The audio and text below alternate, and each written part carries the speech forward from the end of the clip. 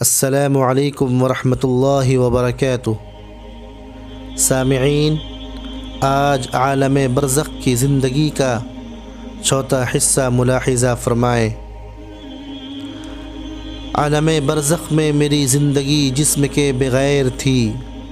اس میں میرے احساسات، جذبات، تجربات اور مشاہدات کی کیفیت ویسی ہی تھی جیسی خواب میں ہوتی ہے، یعنی غیر مادی مگر شعور سے بھرپور زندگی، جس میں مجھے ان نعمتوں کا مکمل احساس رہتا جو جنت میں مجھے ملنے والی تھی۔ صالح میری خواہش پر وقفے وقفے سے مجھ سے ملنے آتا رہا۔ ہر دفعہ وہ مجھے نئی بات اور نئی چیزوں کے بارے میں بتاتا رہتا اور میرے ہر سوال کا جواب دیتا۔ آہستہ آہستہ ہماری دوستی بڑھتی گئی۔ پھر آخری ملاقات میں اس نے مجھے بتایا تھا کہ زندگی شروع ہونے جا رہی ہے اور اب میں اس کے ساتھ میدان حشر کو تیزی کے ساتھ عبور کرتا ہوا عرش کی طرف بڑھ رہا تھا۔ چلتے چلتے میں نے ارد گرد دیکھا تو تا حد نظر ایک ہموار میدان نظر آیا۔ ماحول کچھ ایسا تھا جیسا فجر کی نماز کے بعد اور سورج نکلنے سے قبل کا ہوتا ہے، یعنی ہلکا ہلکا اجالا ہر طرف پھیلا ہوا تھا۔ اس وقت اس میدان میں کم ہی لوگ نظر آ رہے تھے، مگر جو تھے ان سب کی منزل ایک ہی تھی۔ میرے دل میں ایک سوال پیدا ہوا کہ کیا ان میں سے کوئی نبی یا رسول بھی ہے؟ میں نے صالح کو دیکھا، اسے معلوم تھا کہ میں کیا پوچھ رہا ہوں۔ کہنے لگا، وہ سب کے سب پہلے ہی اٹھ چکے ہیں، ہم انہی کے پاس تو جا رہے ہیں، کیا ان سے ملاقات کا موقع بھی ملے گا؟ میں نے بالکل بچوں کی طرح پوچھا تو وہ چلتے چلتے رکا اور دھیرے سے بولا، اب انہی کے ساتھ زندگی گزرے گی۔ عبداللہ، تم ابھی تک نہیں سمجھ پائے کہ کیا ہو رہا ہے۔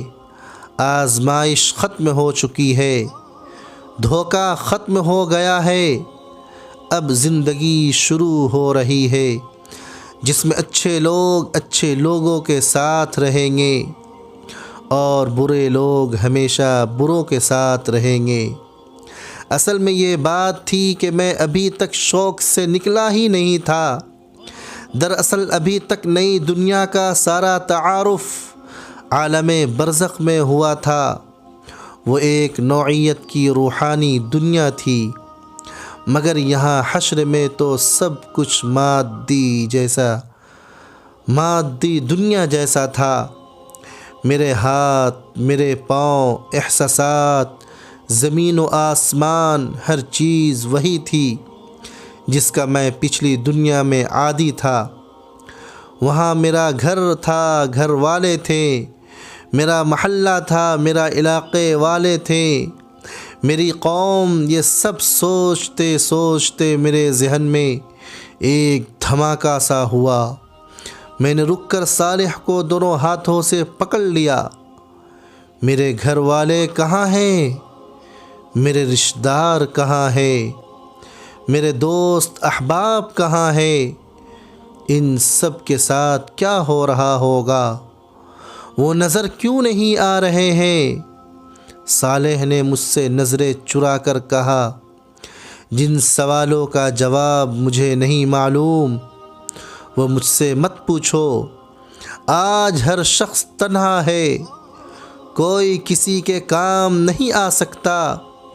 اگر ان کے اعمال اچھے ہوں گے تو یقین وہ تم سے آ کر ضرور ملیں گے، اگر ان کے ساتھ معاملہ کچھ گڑبڑ ہوگا۔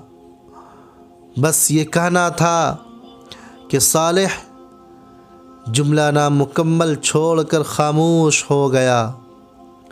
اس کی یہ بات سن کر میرا چہرہ بھی بجھ گیا۔ اس نے میرے کندھے پر ہاتھ رکھ کر میرا حوصلہ بڑھایا اور کہا، اللہ پر بھروسہ رکھو، تم خدا کے لشکر میں لڑنے والے ایک ہی سپاہی تھے، اس لیے پہلے اٹھ گئے ہو، باقی لوگ بھی ابھی اٹھ رہے ہیں، انشاءاللہ وہ لوگ بھی خیر کے ساتھ تم سے مل جائیں گے، ابھی تو تم آگے چلو۔ اس کی تسلی سے مجھے کچھ حوصلہ ہوا اور میں تیزی کے ساتھ اس کے ساتھ چلنے لگا۔ ہم ہوا کے نرم و تیز جھونکوں کی مانند آگے بڑھ ہی رہے تھے۔ اس کے چلنے میں نہ کوئی مشقت تھی بلکہ آرام اور سکون سے چل رہا تھا۔ ہم نہ جانے کتنا فاصلہ طے کر لیے تھے۔ صالح نے کہا، عرش الہی کے سامنے مامون علاقہ شروع ہونے والا ہے، وہ دیکھو آگے فرشتوں کا ایک ہجوم نظر آ رہا ہے، ان کے پیچھے ایک بلند دروازہ ہے، یہی اندر داخلے کا دروازہ ہے۔ میں نے صالح کے کہنے پر سامنے غور سے دیکھا تو واقعی فرشتے اور ان کے پیچھے ایک دروازہ نظر آیا، مگر یہ عجیب دروازہ تھا جو کسی دیوار کے بغیر قائم تھا، یا شاید دیوار غیر مری تھی، کیونکہ دروازے کے ساتھ پیچھے کے سمت کچھ نظر نہیں آ رہا تھا، گویا ایک نظر نہ آنے والا پردہ تھا جس نے دروازے کے پیچھے کے ہر منظر کو ڈھانپ رکھا تھا۔ تاہم اس کی بات سنتے ہی میرے قدم تیز ہو گئے اور فاصلہ تیزی سے گھٹنے لگا۔ دروازہ ابھی دور ہی تھا مگر فرشتے واضح طور پر نظر آنے لگے تھے۔ یہ انتہائی سخت گیر اور بلند قامت فرشتے تھے جن کے ہاتھ میں آگ کے کوڑے دیکھ کر میں گھبرا گیا۔ میں نے صالح کا ہاتھ مضبوطی سے پکڑ کر اسے روکتے ہوئے کہا، تم غالباً غلط سمت جا رہے ہو، یہ تو عذاب کے فرشتے لگتے ہیں، چلتے رہو۔ اس نے رکے بغیر جواب دیا۔ ناچار مجھے بھی اس کے پیچھے جانا پڑا، تاہم میں نے اتنا اہتمام کر لیا کہ اس سے 2 قدم پیچھے رہ کر چلنے لگا تاکہ اگر پلٹ کر بھاگنے کی نوبت آئے تو میں اس سے آگے ہی ہوں۔ صالح کو میرے احساسات کا اندازہ ہو چکا تھا تو اس نے وضاحت کرنی ضروری سمجھی، بے شک یہ عذاب ہی کے فرشتے ہیں۔ میں نے اس کی بات درمیان سے اچک کر کہا، اور یہاں اس لیے کھڑے ہیں کہ آگے جانے سے قبل میری پٹائی کر کے میرے گناہ جھاڑ دے۔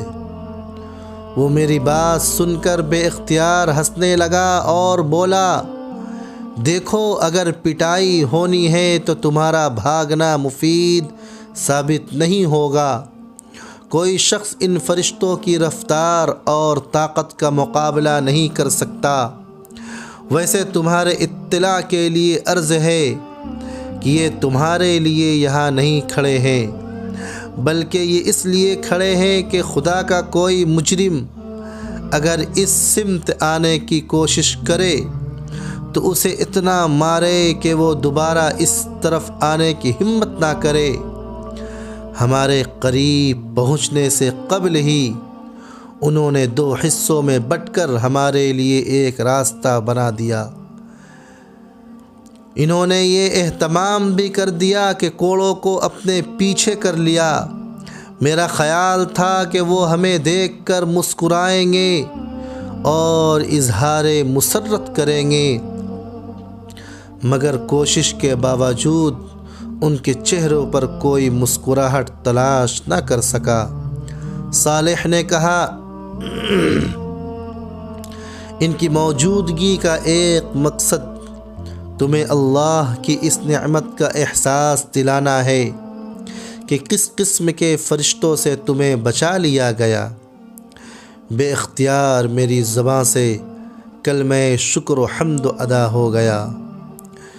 ان کے بیچ سے گزر کر ہم دروازے کے قریب پہنچے تو وہ خود بخود کھل گیا۔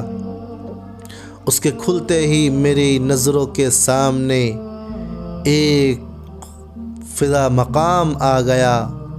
یہاں سے وہ علاقہ شروع ہو رہا تھا جہاں عرش الہی کی رحمتیں سایہ فگن تھی۔ روح تک اتر جانے والی ٹھنڈی ہوائیں اور مسحور کن خوشبو مجھے چھونے لگی تھیں۔ ہم دروازے سے اندر داخل ہوئے تو دیکھا کہ دور تک فرشتے قطار در قطار کھڑے تھے۔ ان کے چہرے بے حد دلکش تھے اور اس سے کہیں زیادہ خوبصورت مسکراہٹ ان کے چہروں پر موجود تھی۔ یہ ہاتھ باندھے مؤدب انداز میں کھڑے تھے۔ ہم جیسے ہی ان کے بیچ سے گزرے تو دعا سلام اور خوش آمدید کے الفاظ سے ہمارا خیر مقدم ہو شروع ہو گیا۔ ان کے رویے اور الفاظ کی تاثیر میری روح کی گہرائیوں میں اتر رہی تھی اور ان کے وجود سے اٹھنے والی خوشبوئیں میرے احساسات کو سرشار کر رہی تھی۔ یہاں داخل ہوتے ہی مجھے یہ محسوس ہوا کہ میرے اندر کوئی غیر معمولی تبدیلی آئی ہے، لیکن اس وقت میری ساری توجہ فرشتوں اور یہاں کے دلکش ماحول کی طرف تھی، اس لیے میں زیادہ توجہ نہیں دے سکا کہ میرے ساتھ کیا ہوا ہے۔ میں اس کیفیت کو بس یہاں کے ایک ماحول کا اثر سمجھا۔ چلتے چلتے مجھے خیال آیا تو میں نے صالح کے کان میں سرگوشی کی، یار یہ تو ٹھیک ہے کہ یہ لوگ مجھے کوئی نجات یافتہ شخص مان کر میرا استقبال کر رہے ہیں، لیکن یہاں تو میں کسی کو پہچان بھی نہیں رہا ہوں۔ کیا تمہیں یہاں کوئی پہچان رہا ہے؟ میری بات سن کر صالح ہنستے ہوئے بولا، عبداللہ، آج ہر شخص اپنی پیشانی سے پہچانا جائے گا کہ وہ کون ہے۔ تمہیں علم نہیں مگر تمہارا پورا تعارف تمہاری پیشانی پر درج ہے۔ تم دیکھتے جاؤ آگے کیا ہوتا ہے۔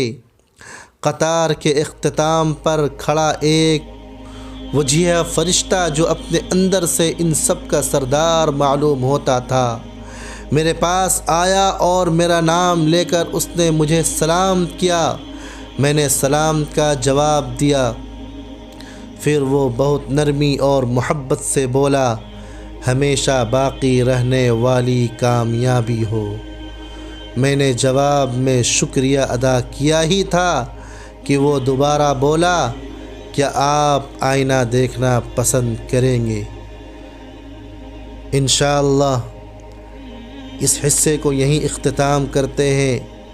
بقیہ بہت جلد ہی میں دوسرا حصہ لے کر حاضر ہوں گا۔ آپ لوگ ہمارے اس چینل کو سبسکرائب کر کے بیل آئیکن دبائیں اور اپنے دوست احباب تک شیئر کریں۔ جزاکم اللہ خیر و احسن الجزا۔